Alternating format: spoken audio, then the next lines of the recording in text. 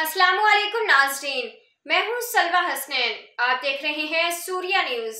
आइए नजर डालते हैं आज की अहम खबरों पर। सोहबतपुर बलोचिस्तान से नामा निगार रहीम बख्श थे। सोहबतपुर में फ़लस्तीन के हक में नौजवान इत्तेहाद सोहबतपुर और वॉइस ऑफ सोहबतपुर की जानिब से पुरअमन एहतजाजी रैली निकाली गई।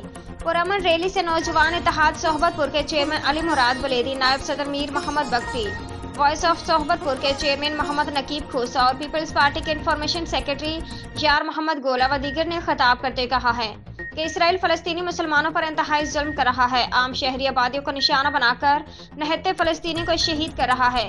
अक़वाम मुत्तहिदा के साथ साथ पूरी दुनिया खामोश तमाशी बनी हुई है और वहाँ इसराइल अमेरिका की मदद से मासूम बच्चों और औरतों पर बमबारी करके इंसानियत को पामाल कर रहा है। नौजवान इत्तेहाद सोहबतपुर और वॉइस ऑफ सोहबतपुर फाउंडेशन पूरे पाकिस्तान में फ़लस्तीन भाइयों के साथ शाना बशाना खड़े हैं। इस मौके पर नौजवान इत्तेहाद सोहबतपुर, वॉइस ऑफ सोहबतपुर के अहदेदारों, मेंबरान, शहरियों, हिंदू पंचायत के प्रेश कुमार समेत कसीर तादाद में शिरकत की।